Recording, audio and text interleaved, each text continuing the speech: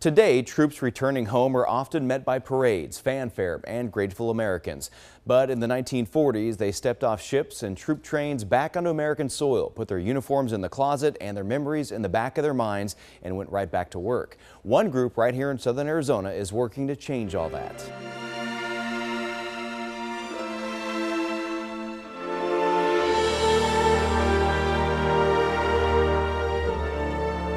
As soon as I stepped off the plane, I had a vision. Aaron Wilson was heading home from a business trip last fall when he had a stroke of luck. I sat next to a guy that actually, he could hardly hear anything that I was saying, but there was a bond there. That guy was a World War II veteran, and as Wilson found out, he was on an honor flight. I knew I needed to get involved in something like this. And we're off, sir. You ready?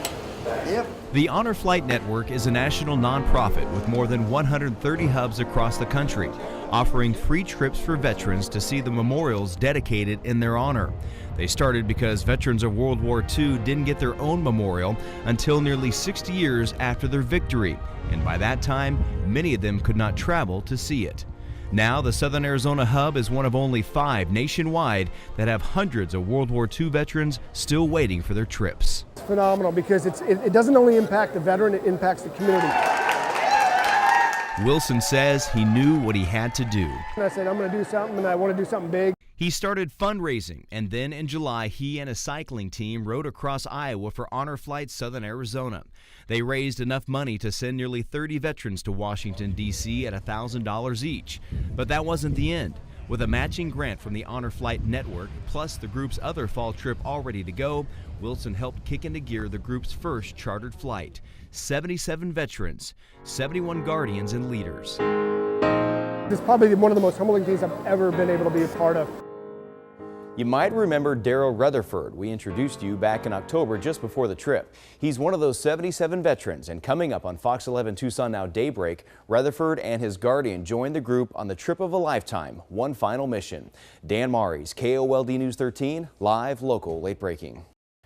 Honor Flight Guardians have an important job. They provide companionship and a safety net to those who served our country when they were much more able, as they complete one final mission. I can't go any further. Carl Standifer served aboard the USS Earl after being drafted into the Navy in 1944. He says he had a tough time because of the color of his skin. His son, Varnado, knows what he went through and what finally getting the call that he would be on the next honor flight meant to him. Oh, it was just like, oh my goodness, it's a once-in-a-lifetime event. Guardians pay their own way for the 3-day trip to Washington, D.C. It's $1,000 per person, including hotels, tour buses, and food. But whether they pay from their pockets or get donations or sponsors, the Guardians say the experience is priceless. And I cherish every moment of it. Yeah, I really do. Many aren't related to one another. Brandon Witten met Army Air Corps radio operator Daryl Rutherford while volunteering at the VA. I've known him for about 1.5 years now. I'm pretty old for a trip like this, but maybe I can stay young a little while longer. Witten and Rutherford heard about Honor Flight during their time together and applied to the program. I wanted to be part of something like that. Many volunteers don't know they're veterans at all. Anne Marie Neal and Al Klein met for the first time at their orientation a month before the trip. No matter where they come from, they all end up at the same place by the end of the trip. Thank you for serving our country. I hope to one day where I can be able to fill half of his shoes, just one of his shoes. And I'm proud of you too. Thank you, Dad. World War II veterans like Standifer, Rutherford, and Klein served at a time when post-traumatic stress disorder was just known as shell shock and didn't have treatments, therapies, and medications like it does today. Coming up on KOLD News 13 live at noon, a story you'll only see right here. Meet a man who fought in the Battle of the Bulge and lived through what he calls hell on earth. Dan Marries, Fox 11 Tucson Now. You've probably heard of the 101st Airborne. They're the band of brothers made famous in books and movies. Heroes who parachuted into enemy territory with their weapons and supplies strapped to their bodies.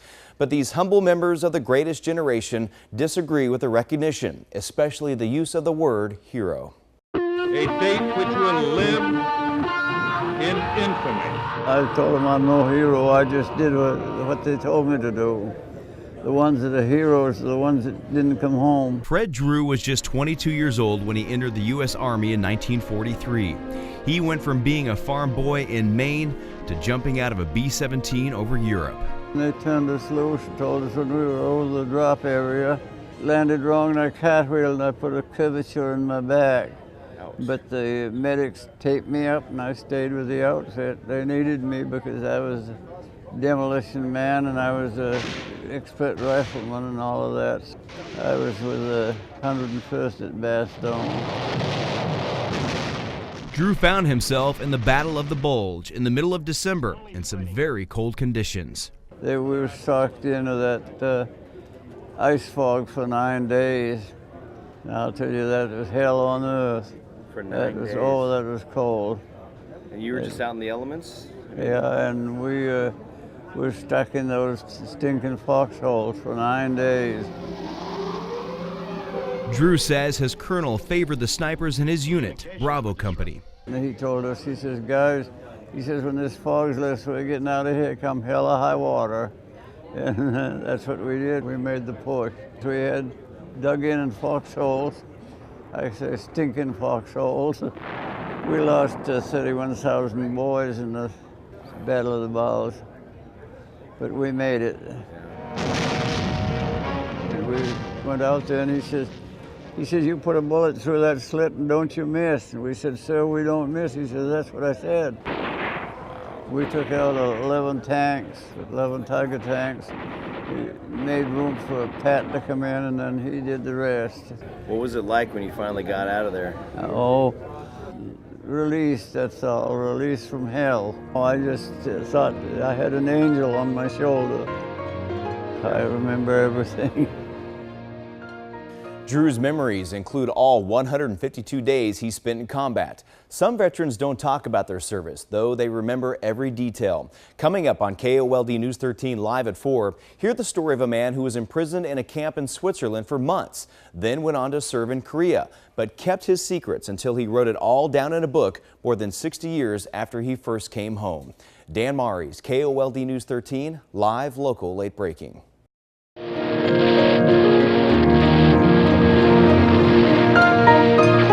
When he got home, there was nothing for us to do except go right to work.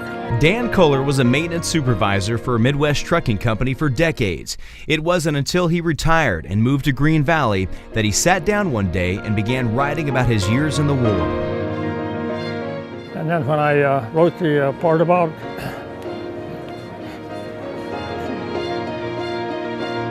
the thing about buffalo moose, I give the manuscript to my wife and let her read it. And I went for a walk for about 4 hours, and when I come back, she couldn't believe it. What was so hard to believe was the horrifying truth of what Kohler endured as an inmate, not even considered a prisoner of war because he was being held in neutral Switzerland. He says it was even worse after he was separated from the rest of his crew when he tried to escape. Oh, that was horrible, yeah. It was a dirt floor, you slept on straw, and you had a ditch along the side, one side, and there's where your toilet was. And the one on the outside, and of course these characters, what they done to me, you wouldn't hear.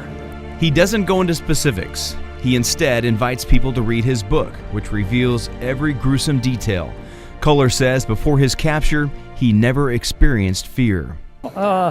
It was a little bit nerve-wracking, but I was so young. I thought it was nothing. I just go and you don't think of those things when you're 18 or 19 years old.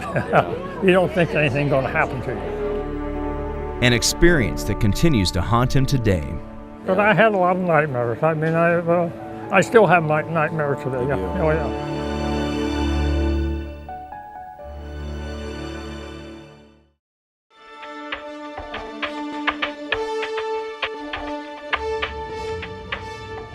June 6, 1944. Tens of thousands of U.S. troops stormed the beaches of Normandy.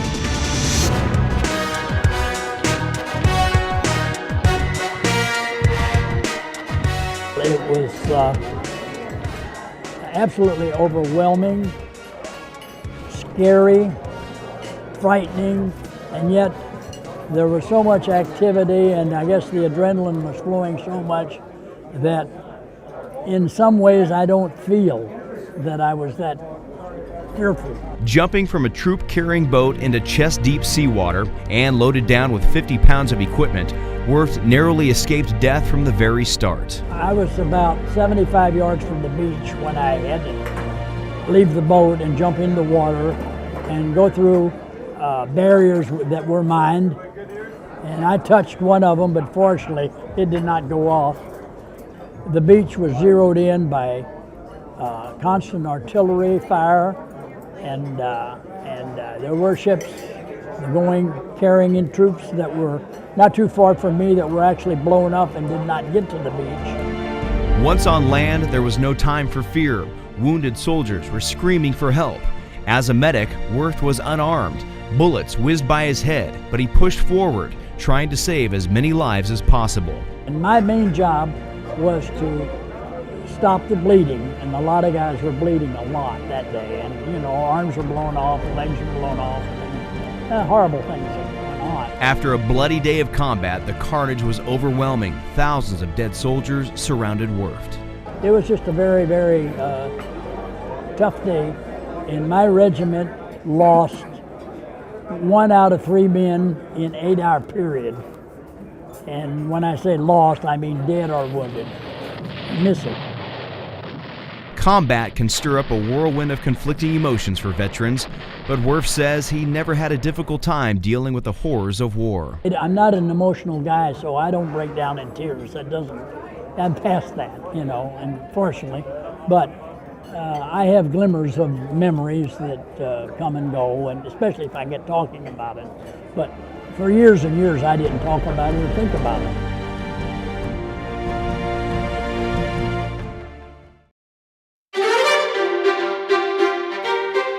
It's a full schedule, up and to the airport at dark 30, as they say, checking in and having breakfast.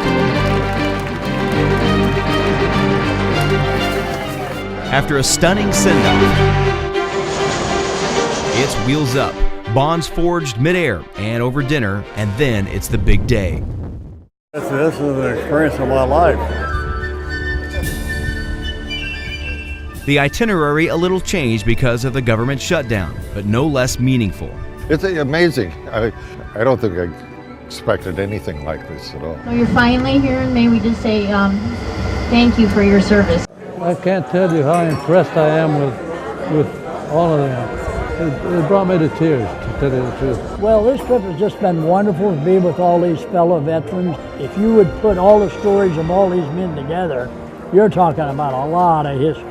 I enjoy the camaraderie of talking to these men. And they're treated like kings and queens, but their modesty remains. Well, they take good care of them. Actually, they overdo it. No, they're great. They really are. A drizzly morning at the World War II Memorial, where no barricades could stop them, to lunch at the Women's Memorial to honor the trip's female veteran, Marine Secretary Shirley Crowell. I found the Marines over here. To an educational and dry afternoon in the museum. It's a change from the day normally spent mostly on the National Mall visiting other memorials, but an awe-inspiring trip in its own right. This is great, fun. A lot of wonderful guys. Hearing their experiences and being around them, it was like old days again. Hal Lisberg was a B-24 pilot in the Army Air Corps. He says the friendships he forged and a good sense of humor helped him through the tough times during the war. Somebody once said, how could you have a good time if you're killing people? And you never thought about that. Yeah, we just had a good time. An historical tour of Baltimore takes the place of the usual trip to the shutdown Fort McHenry. On the way home, sharing more stories and memories from the war and a little bit of fun. Tucson native Gil Castro joined right near the end of the war, and he says no matter your service experience, it's a strong bond. Once you've been in the service, you're always buddies. We're always buddies.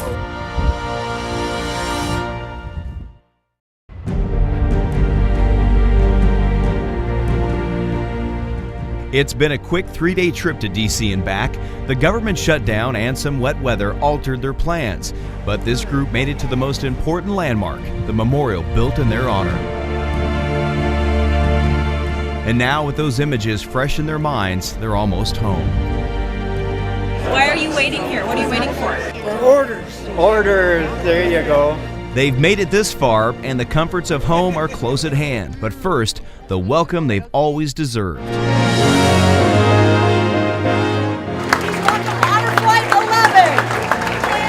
All the parking lots full and standing room only from the gates to the check-in counters and back. About 1,300 friends, family members, and grateful Americans turn out to welcome these men and women home. Thank you.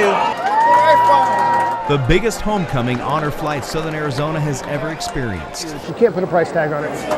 Thank you much. Be able to share this opportunity with my dad, and it's just an amazing experience. I love this country. It's a big thrill to me. It's just amazing. I couldn't believe all the people were there. It is a high honor that people care enough even today to want to know where I was and what I did.